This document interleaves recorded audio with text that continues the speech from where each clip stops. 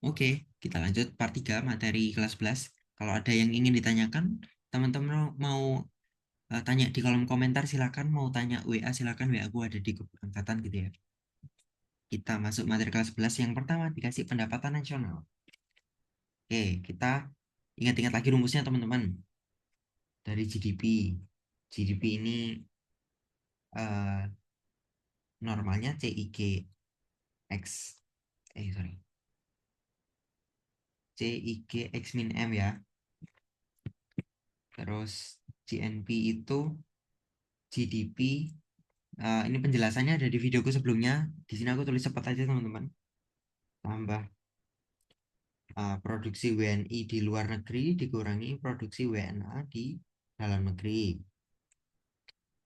NNP itu GNP dikurangi penyusutan.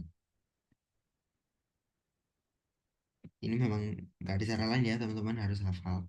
NNP itu NNI itu NNP dikurangi pajak tidak langsung tambah subsidi.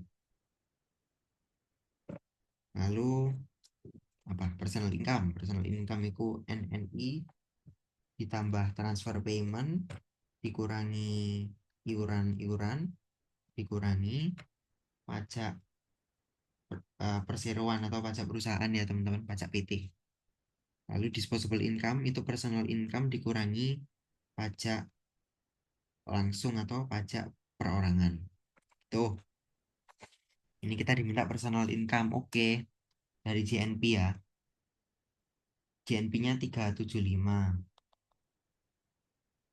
Kita cari NNP. NNP berarti JNP dikurangi penyusutan. 375 dikurangi 13.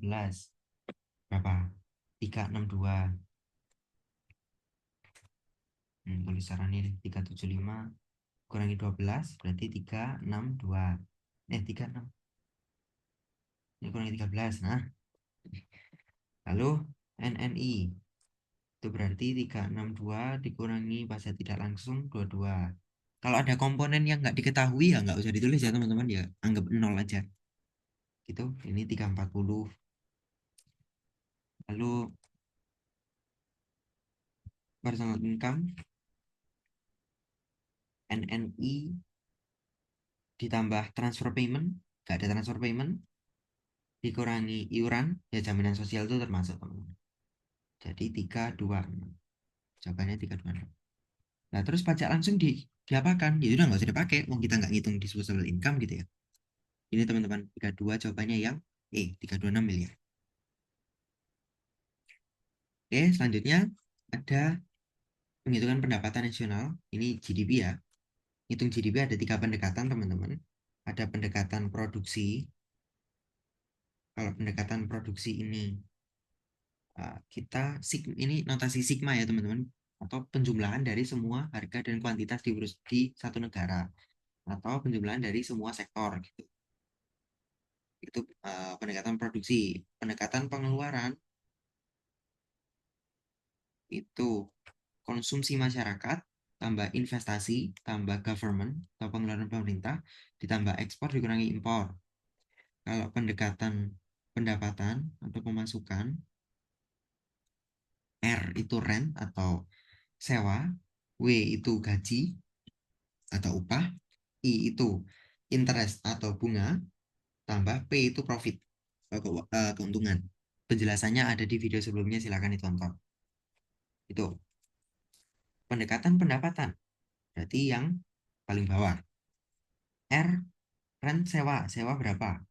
Sewa adalah 350.000. Wage atau upah atau gaji berapa? 5 juta. I, interest, bunga. Bunga modal 480. P, profit, keuntungan perusahaan 750. Nah, silakan total aja langsung. Berarti berapa? 6580. Ya, ya. Jawabannya yang A. 6.580.000 rupiah. Gitu aja teman-teman. Yang lainnya diapakan? Biarin aja kan kita nggak diminta ngitung yang gitu. Gitu ya. Oke, mana yang termasuk faktor yang menghambat pembangunan ekonomi di negara berkembang? Nah, ini mudah teman-teman bisa di logika ya. Sumber daya manusia yang banyak itu sebenarnya pendukung. Kalau sumber daya manusianya banyak bisa dimanfaatkan kan malah beneficial ya untuk suatu negara gitu.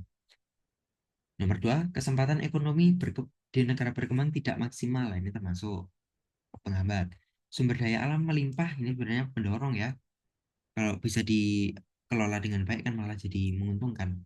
Modal yang sedikit, penguasaan teknologi masih rendah. Nah, itu juga faktor penghambat. Maka jawabannya 2, 4, 5. Tuh, lanjut. Oke, saat ada proyek pembangunan, para pekerja bisa bekerja. Tetapi bila sudah selesai dibangun, tukangnya nganggur. Termasuk apa? Ini termasuk pengangguran musiman. Pengangguran musiman itu apa? Pengangguran musiman itu kata kuncinya ya, musim. Berarti ada kalanya dia, ada kalanya bekerja. Tapi kalau musimnya udah selesai, ya ada kalanya dia nganggur. Contoh paling gampang kayak petani, teman-teman. Petani itu kan ya nanamnya ya berapa minggu aja kan. Habis itu ya sudah selesai, nunggu nunggu hasil panen, dia nganggur. Itu pengangguran musiman. Penjelasan tentang pengangguran sudah aku jelaskan di video sebelumnya, teman-teman. Silakan ditonton. Itu penjelasan yang detail ya. Aku singgung lagi di sini. Kata kuncinya aja. Kalau struktural itu berarti struktur ekonominya berubah, teman-teman. Struktur ekonomi berubah, makanya ada pengangguran. Misalkan awalnya ekonomi agraris atau pertanian beralih jadi industri. Orang-orang yang awalnya bertani, mereka dipaksa harus bekerja di pabrik. Kan nggak bisa, makanya mereka nganggur. Gitu. Lalu pengangguran friksional ini kata kuncinya adalah mismatch. Mismatch antara yang nyari kerja dengan yang memberikan pekerjaan. Bisa juga atau kayak masa peralihan antara aku lagi kerja di tempat A tapi aku kurang cocok atau aku mau dapat yang lebih baik atau gajinya lebih tinggi. Maka di perusahaan A aku resign dulu dan untuk nyari ke perusahaan selanjutnya kan aku harus ya butuh waktu ya. Lah itulah pengangguran friksional. Gitu. Lalu yang E pengangguran konjungtur. Ini pengangguran sama dengan siklis, teman-teman. Sama dengan pengangguran siklis. Oleh siklus ekonomi. Kadang kan ekonomi kita apa lagi booming, kadang resesi. Kayak apa akhir-akhir ini, nggak akhir-akhir ini deh. Kayak kemarin setelah Pak Prabowo dilantik itu kalau nggak salah ekonomi kita apa lagi naik, teman-teman. Lalu beberapa bulan sebelum itu kita 5 bulan berturut-turut itu deflasi. Nah, itu ekonomi lagi turun. Kalau deflasi kan ya ekonomi lesu, orang banyak di PHK. Nah, itu teman-teman. Itu pengangguran konjungtur atau siklis. Ada juga pengangguran terbuka. Kalau ini jenis-jenis lainnya ya. Jadi pengangguran yang ya dia memang memang nganggur gitu. Itu teman-teman. Ini nggak perlu penjelasan deh. Gitu ya, itu tentang ketenaga kerjaan pengangguran. Lanjut, mana yang kebijakan moneter? Aku sudah jelaskan panjang lebar di video sebelumnya, teman-teman. Silakan cek, karena itu panjang banget. Intinya, kebijakan moneter itu yang dilakukan oleh bank sentral dan kaitannya dengan peredaran uang secara langsung, teman-teman. Itu bank sentral dan uang, bukan pemerintah, bukan anggaran, gitu ya. Jadi satu jelas salah, karena pengelolaan pemerintah itu ranahnya otoritas fiskal. Otoritas fiskal adalah pemerintah melalui Kementerian Keuangan. Nomor dua, cash ratio ini benar, diskonto benar, pajak itu termasuk di APBN, maka ranahnya pemerintah, surat berharga masuk di kebijakan moneter juga. Gitu. Maka jawabannya yang 2, 3, 5. Gitu ya, lanjut. Apa manfaat utama kerjasama internasional bagi negara berkembang? Ini bisa dilogika, teman-teman. Yang kelas 11 ini banyak banyak yang bisa dilogika sih sebenarnya. Yang A meningkatkan ketergantungan terhadap negara maju. Lah ini kan malah anu ya, eh, kekurangan ya, bukan manfaat. Meningkatkan akses terhadap teknologi dan pengetahuan. Nah, ini benar, teman-teman. C, mengurangi volume perdagangan antar negara. Jelas bukan kalau kerjasama internasional kan menambah volumenya ya. Menghambat perkembangan sektor industri domestik ini dampak negatif. Membatasi peluang ekspor barang juga dampak negatif. Maka jawabannya yang B. Jelas ini. Bisa dinamakan. 38, ini persis yang di soal trial 1, hambatan perdagangan internasional yang dilakukan dengan membatasi jumlah barang impor. Kalau jumlah, bicara jumlah berarti kuota impor. Ini aku singgung sekilas ya, kalau tarif bea masuk ini eh, kayak apa biaya tambahan. Kalau barang itu mau masuk, kalau barang mau masuk maka orang orang yang dari ya ini masyarakat luar negeri itu harus bayar lebih intinya gitu. Kalau kuota impor pembatasan jumlahnya dibatasi. Kalau embargo, nah embargo ini blokade teman-teman, blokade. Jadi benar-benar nggak bisa ekspor impor. Contohnya, ketika nah ini kita belajar ekonomi juga harus paham ilmu sosial yang lain ya teman-teman. Embargo atau blokade contohnya apa?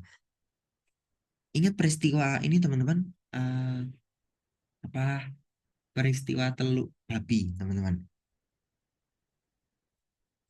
Yang di Kuba kan Uni Soviet menanamkan basis militer di Kuba. Sedangkan Kuba itu jaraknya cuma berapa puluh kilo dari Amerika Serikat. Nah, maka waktu itu untuk mempressure Uni Soviet agar dia mencabut basis rudalnya itu, Amerika Serikat melakukan embargo ke Kuba. Jadi eh, Kuba itu dia nggak bisa keluar masuk, barang itu nggak bisa keluar masuk Kuba. Benar-benar ditutup, diblokade sama kapal-kapal Amerika. Nah, itu blokade, teman-teman. Bisa dilakukan sama negara yang lebih berkuasa untuk memaksakan kepentingan nasionalnya. Itu blokade atau embargo. Kalau subsidi ini bantuan, gitu. Dan kalau dumping ini eh, ekspor barang dengan harga lebih murah. Harga lebih murah. Salah satu tujuannya untuk mengenalkan produk domestik ke pasar luar negeri itu bisa juga dengan dumping, teman-teman. Jadi ya, kalau 38 ini persis di trial 1 jawabannya kuota impor. Oke, ini dua nomor terakhir.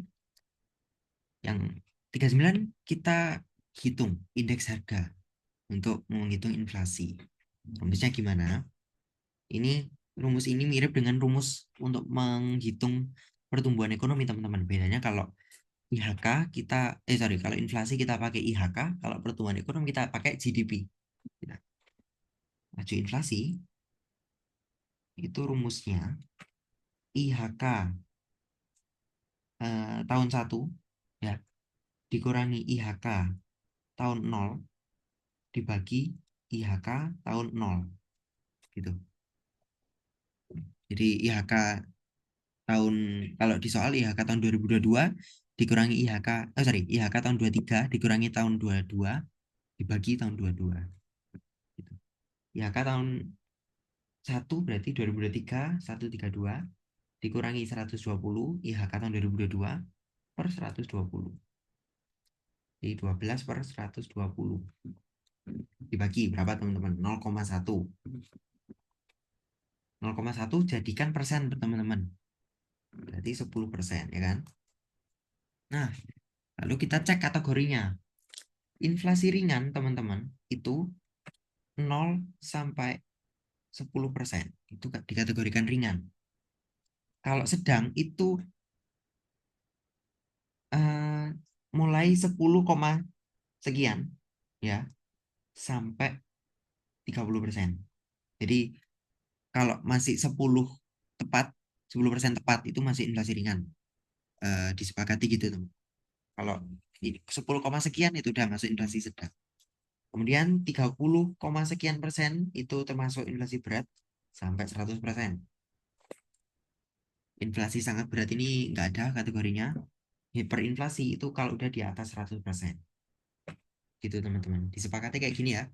Berarti yang ini jawabannya inflasi ringan. Itu ya.